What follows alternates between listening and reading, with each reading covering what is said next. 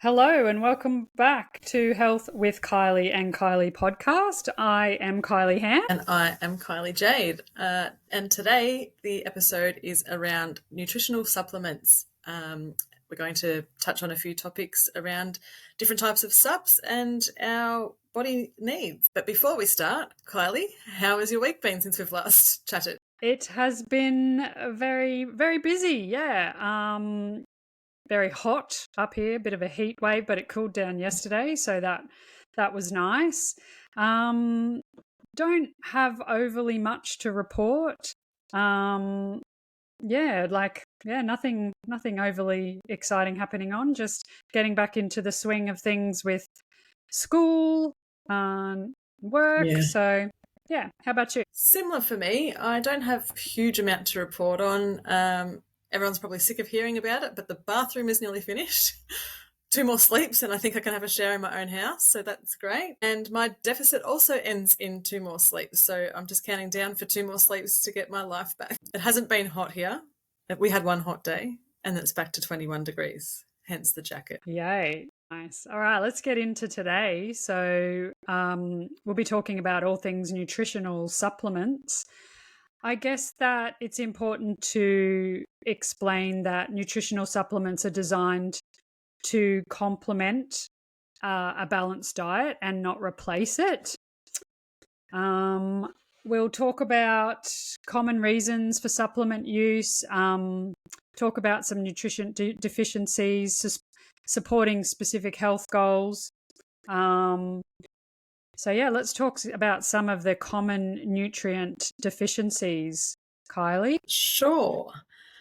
So I guess the common ones that sort of come to mind, especially for women, are iron and vitamin D. A lot of us are spending a lot less time out of the sun, hence the vitamin D deficiencies. Obviously, we're all being a little bit more sun smart. And iron, it's always, as far as I know, it's always been quite a problem for a lot of women. I remember being a teenager and hearing about women being low in iron. So those two jump to mind first, along with vitamin B12 and omega-3. Yeah, absolutely. And I guess it's important to also kind of explain that before you start even any type of training or a nutritional program, it's a good idea to get a baseline and just to make sure some blood tests, just to make sure that you are, not deficient in any of these nutrients, and then you can get that treated. You could get an iron infusion. Your doctor could put you on some iron tablets. You could get vitamin B12 injections if you needed to. So it's important, before you start, just to, if you haven't had a blood test recently, just to get that done. All right. So, and I guess today it's important when we're talking about supplements that you want to make sure that you are choosing a good, high quality, reputable supplement. Lots of those will be tested by third parties to make sure that their ingredients are pure. And especially if there's anyone doing any sports training or anything like that, like, for example, my son in the States, he has to be very careful about any supplements that he takes, because a lot of them have additives that could be contributing, to a banned substance. So if there are any athletes out there, you need to be very careful. And obviously everyone needs to be careful about what we're putting in our bodies. So making sure that the supplements that you are using are of a high quality and are reputable. Also, we want to, make sure that we are obtaining all of our nutrients from whole foods whenever possible. So supplements are not a substitute for a well-balanced diet, but they can be useful in certain situations, that is for sure. Kylie, do you want to talk a little bit about the body's ability to absorb the supplements? Yeah, sure. So I guess it's bioavailability, which refers to the body's ability to absorb substances and nutrients. Some nutrients are better absorbed with other, I guess, nutrients. So some vitamins go with some minerals and vice versa. And a lot of nutrients are better absorbed when it's obtained by actual real food sources and not so much through the sort of supplement powders and tablets that you might be able to find on the shelf.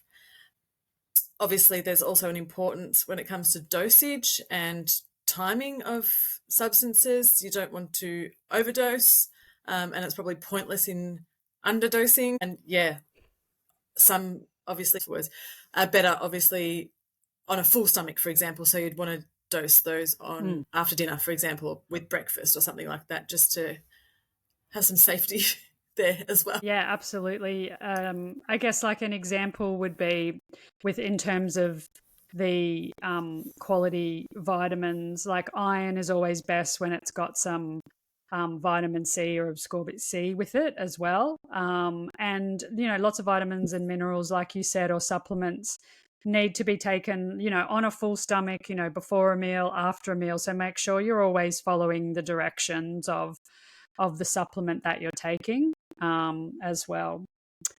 All right, let's talk about some of our popular supplements. Let's start with protein. So we've got two of the most common types of protein. So you've got your whey protein. So whey protein is derived from milk. And whey is a very high quality protein source. And it does have a complete amino acid profile and can be fairly quickly absorbed by the body.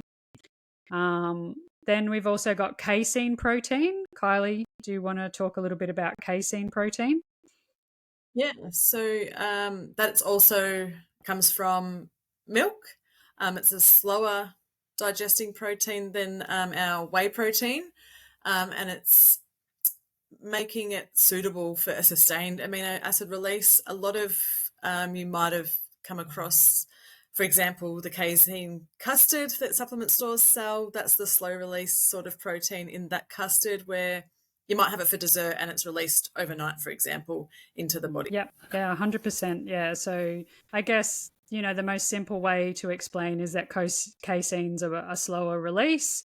So releases more, protein over time, whereas whey protein is that quicker, faster release. So we tend to take it, after a workout or at the beginning of the day, whenever we might need some protein quickly. So there's also lots of other types of protein. We won't go into all of them at the moment, but you can get plant-based proteins, the pea, rice, hemp, soy protein powders. They're very popular for people who are vegetarian or vegan. There's a couple of other interesting, base proteins that are coming out as well. Like insect-based proteins, like cricket-based protein. I don't know if I would eat a cricket-based protein. We have, a very annoying cricket problem around our house, so I'm not a big fan of them at all. But they're becoming, a bit of an option for the low environment footprint. And they contain all our essential amino acids as well. Some of the considerations with our protein intake, Kylie. Yeah, sure. So I guess you would want to, once again, try and get as much of your protein source from whole foods, like your meats and fish and dairy and eggs and stuff like that. But if you can't get a decent amount in each day, that's when you would look at supplementing. But obviously trying to get a variety of proteins in, not just stick to steak, for example. You want to try and get it from all different sources where possible. Just it assists in muscle repair, immune function, and overall health. And obviously to have a healthy, balanced diet where you might get some extra iron, for example, in your red meat along with your protein. Chicken you may not, so don't just stick to chicken for your protein source as well. Fish, for example, has the omega-3s, so you would get a higher dose of omega-3s along with your protein if you eat fish. So yeah, making sure you get a balanced variety of protein in your diet, I think, is a hot tip. Yeah, absolutely. I think we can't emphasize enough the importance of trying to get all of your nutrients in your well-balanced diet. So having a variety of foods every day and every week that are covering all of those nutrients that we need to be getting is the most ideal situation. So yeah, really, really important to make sure that we're doing that. Omega-3s, they're our fatty acids, and they're really important for our overall health, our polyunsaturated fats. So we've got our 3 types of omega-3. EPA, I'm not going to try and pronounce them, but EPA, DHA, and ALA.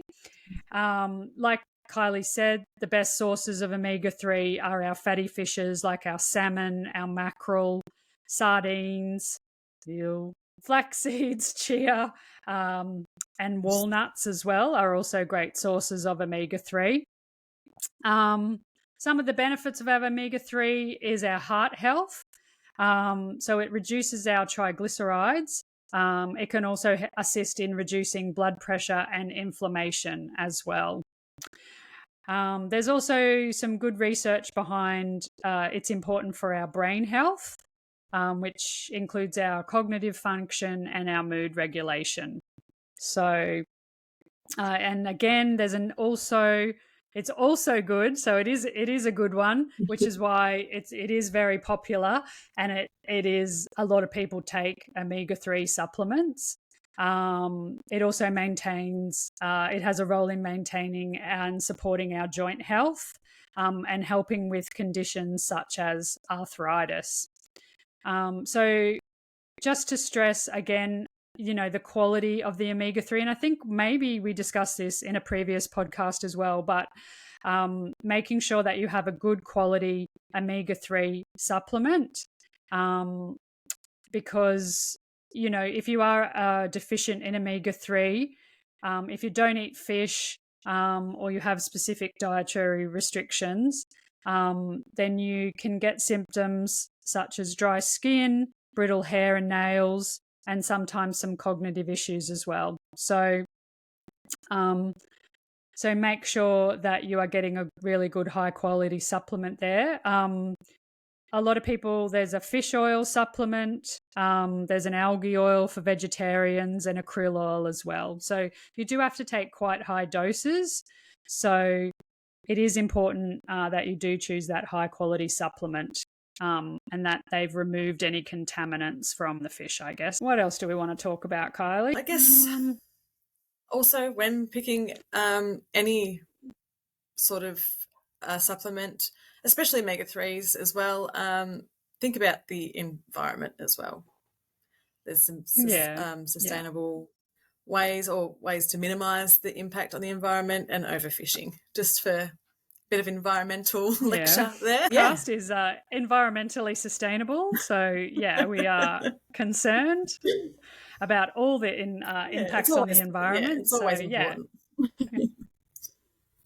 Yeah, it's a great point. Absolutely. And I think too, with any supplement, they can have side effects as well. So keep an eye out for those. You might get some gastrointestinal, some stomach issues.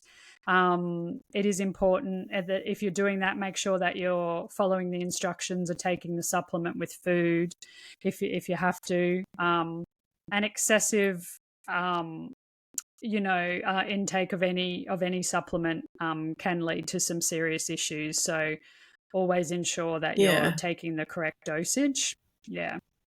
I've noticed not a lot, but a few people popping up lately in my feed that have even come to realize that their guts maybe a little bit unhealthy or upset from overuse of pre-workout, for example, because of all the artificial sweeteners and additives and all that in there. It's it's becoming common, unfortunately. Yeah, I really think it's important to do your research.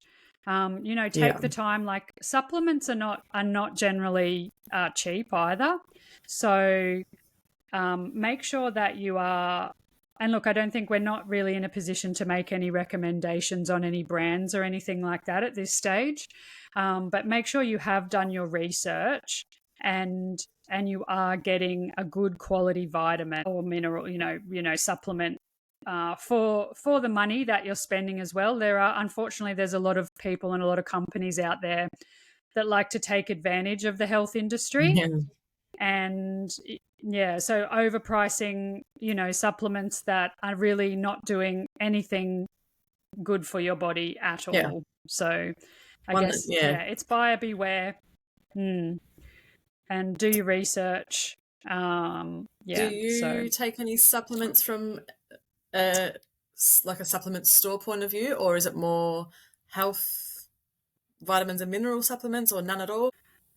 So occasionally I will take a fiber supplement if I'm not getting enough fiber from my diet. Yep. I do feel like a high protein diet, I do, like, for my body, I need a little bit extra fiber to tolerate that. So I do take a fiber supplement when I feel I need to. I take whey protein and casein protein when I have to get to my daily protein goal. And I also take creatine as well. So we'll talk about creatine in a moment. I do have a good multivitamin there that I take if I am starting to feel a little bit run down or something like that as well. And I do have a history of having iron deficiency and anemia, so I've had several iron infusions as well in the past. Got a little bit going on there. So you haven't bought really into the whole fat burner and take this, take that, take this, take that from all the supplement stores and advertising online? No, I never have. I guess I've always had enough health knowledge in the background to know that that those are rubbish and don't buy them. They don't work. Lucky you. What about I don't take pre-workout either. I have tried to take pre-workout, but I don't like it at all. Yeah, I don't tolerate it. So I just drink water, and I'll have a coffee occasionally as well. So well, there you go. That's a lot of people's pre-workouts. I do not really take any health food, vitamin, mineral sort of supplements. I probably should. But when it comes to like your performance supplements, I am like you. I use whey protein minimally these days because I find that I am getting enough through my diet most days, and creatine every morning. I do take pre-workout too. That's purely because I like it and something to drink the creatine with. Yeah. So I guess creatine is, for those listeners, I guess it's a good segue into talking about creatine. Creatine is a naturally occurring compound, I guess, that's found in small amounts in our foods, and it's produced by the body naturally. It is stored in the muscles, and it does play a key role in our energy production, particularly like for our short bursts of intense physical activity. It does assist with that. So we can get, like we said, we can get creatine from our natural food sources. So there's creatine in red meat, there's creatine in fish, there's creatine in chicken, poultry, eggs. I also think creatine is probably the only supplement that actually has the research behind it to do what it say it does. It's said to maintain or increase muscle mass and strength gains, and the research behind it backs that, whereas all these fat burners and stuff don't actually burn fat. Just a little side note there. But yeah, apparently I believe creatine has had the research, and it is proven to do what it says it does. And maybe it should, maybe it's something, we could both look at, like if we stop taking it for a month, like would we notice the difference? So it does have other benefits as well. So it does assist in enhancing muscle recovery and reducing muscle soreness as well. So, we might notice that a little bit of that we might get a bit sore, or, it does enhance the water retention in our muscle cells. Yeah. So, and that's why it's really important with creatine to take the correct dose. And the dose is different for men and women. That's very important to point out, I think. But you need to be taking the correct dose every day. So because the creatine is dealing with the water levels in our muscles and in our body, I guess, then it's really important that we maintain that. So if you do skip, no, I think one dose is fine. But like if you're regularly skipping doses of creatine, I guess then you're really not going to see any benefits from it at all. So you do need to religiously take it every day, to see the benefits and to see those, I guess. So there is research as well, and this is emerging, that there are cognitive benefits behind taking creatine. So there has been research and studies done into the fact that it may prevent cognitive impairments such as dementia, improve our memory function, which I can definitely use. So it's important. Well, that part works for me. I didn't say it worked for me. I just said I need it. So maybe we'll see when I get old. Dementia is in my family, so okay. So we it's there is research, and I guess there's nothing really solid behind that, but hang on, my computer's going to die. I thought I plugged. Oh no. So I'll continue while Kylie plugs her computer back in. But improve memory, cognitive function, and especially in vegetarians and vegans who might have lower creatine levels. Creatine loading and maintenance.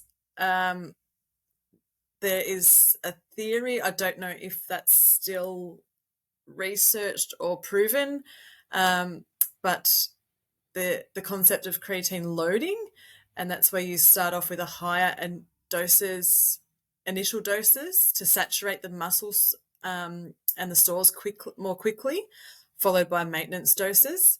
I'm not sure. I didn't do that. I just started out with the normal dose and continued on every day like that. So I can't really comment on that one. But I guess, again, with every sort of supplement and every thing that you may or may not take, there's always going to be safety and side effects considerations that need to be taken. The safety supplementations for creatine, it's just to take it within the recommended doses. Don't overdose, and just stick to the single dose per day. Once again, we don't want to upset our stomachs, pretty much. The individual responses to creatine can vary. Some can experience, as we've just touched on, more noticeable benefits than others. So it's just up to the individual whether you want to take that or not. Creatine is probably one of the least expensive supplements you can buy, but it's certainly individualized and a personal preference. I got sucked in the beginning of my journey, where I took the fat burner, and the supplement store guy sold some other supplement that enhanced the fat burner. It was going to help me burn fat quicker, and got sucked into it all. And I've obviously taught and learnt a lot more along the way, taught myself, and learnt a lot more along the way by listening to educated people, and not just the sales guy in the shop. And now I just take, as I said, the protein when my protein levels are a little lower for the day, and I take creatine with my fat burner or pre-workout. But That's every morning. The fat burner or pre-workout isn't for performance or fat burning. It's just I take it for a caffeine hit in the morning, and I found a couple of different flavored ones that I like, so I just drink that instead of a coffee with creatine. But yeah, it's personal choice once again. Also, I guess I don't know where Kylie's gone. Looks like I'm flying solo. But when it comes to any supplement that you're choosing or wanting to take for yourself, I highly suggest that you do your research, you speak to professionals.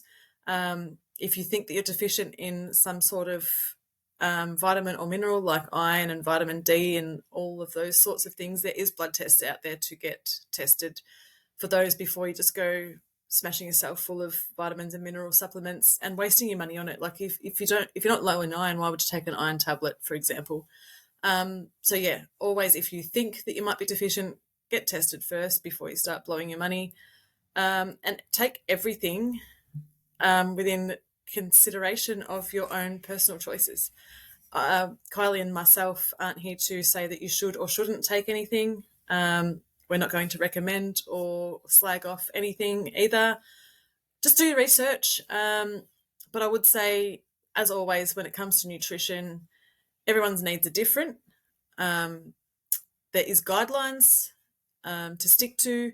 And yeah, if you're ever confused, reach out to someone that is a little bit more educated than yourself for some advice. But yeah, moving on from creatine and supplements, I think I'm just going to say a little disclaimer, and say, yeah, once again, Kylie and I are not out here to promote, advertise, or be against any supplements. It's personal choice. We are not qualified in that area to be out giving medical and supplemental advice, and take everything within your own discretion, I suppose. Yeah, I'm going to finish up there. I don't know where Kylie's gone, and she's not coming back anytime soon by the looks of it. But as always, I hope you all have a wonderful week, and we will be back in your ears very soon. Any questions, always feel free to DM myself or Kylie Ham. Kylie Jade _coaching is my Instagram handle, and Kylie's is Healthy Aging with Kylie, all underscores in between, and also the podcast Health with Kylie and Kylie. Don't forget to like, subscribe, share, download, 5-star review if you like the podcast. Until then, until next week, have a safe and wonderful week, and we'll talk to you all very soon. Bye for now.